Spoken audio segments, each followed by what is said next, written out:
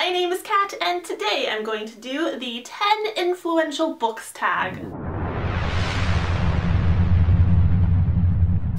So this tag was originally a Facebook tag, and then Read Susie Read brought it to the booktubes. And I was tagged to do this by Christine of Poland Bananas Books. And basically for this tag, you're just supposed to list 10 of your most influential books without putting too much thought into it or giving a lot of explanation. I am going to give you a little bit of an explanation though, like a sentence or two for each of my selections, just for context, because I want to. So first up, I have the Harry Potter series by J.K. Rowling. Big surprise, I know. My list of influential books isn't in any particular order, but if I had to choose a top one, it would be the Harry Potter series. These books have had the greatest impact on my life, more so than any other book or series out there. Next up, I have the Chronicles of Narnia by C.S. Lewis. This was the first series that I read completely on my own. I don't have my physical copies of this series anymore, but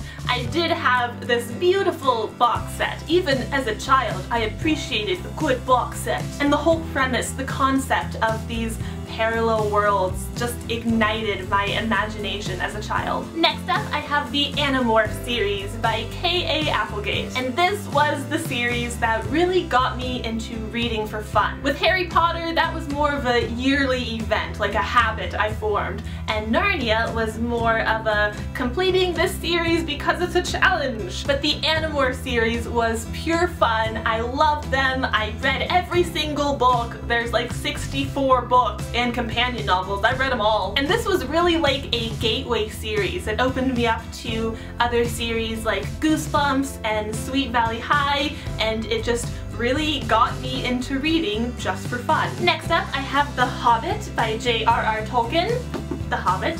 See? And to me, this book just represents my first positive school-related reading moment. Quick tangent, the reason that I didn't have any positive reading experiences with school prior to this book was because I went to this hippie private school that felt I wasn't ready to read until a certain age. And I learned how to read very young, so they got mad at me, they got mad at my parents for teaching me how to read before my brain was ready, and they just made me feel like I was doing something wrong by knowing how to read at a young age. And obviously they were right. Look where I ended up.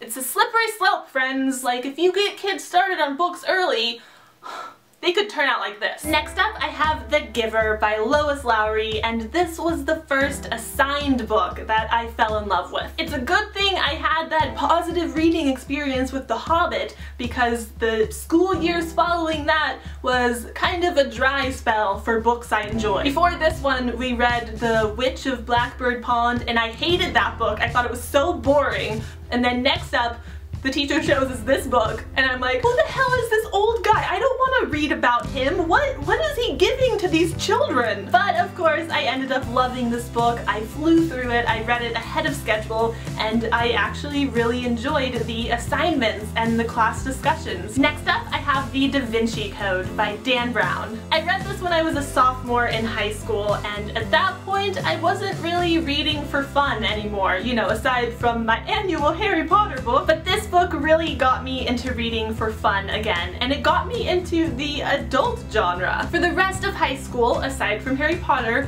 I read only adult books, and I was convinced that that was the genre in which I wanted to write as well. Next up, I have Twilight by Stephanie Meyer, and this is the book that brought me back to young adult and got me into the current young adult scene. And I know some people might scoff like, oh, Twilight's influential, yeah, right.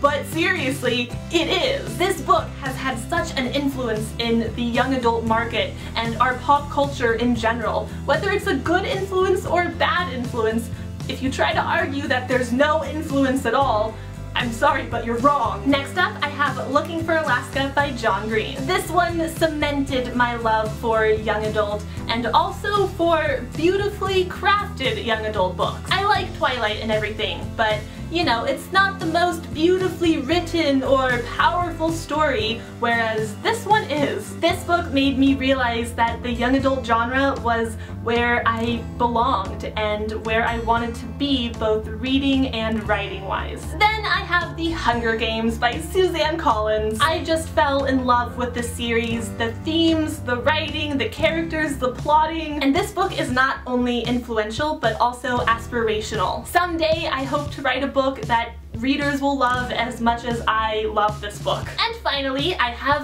Daughter of Smoke and Bone by Laini Taylor. I hold this book in such high regard. It has some of the most gorgeous writing I've ever encountered. Like, I enjoyed this book so much on a sentence-by-sentence level and also on a grand level. Alright, that is it. Those are my 10 most influential books.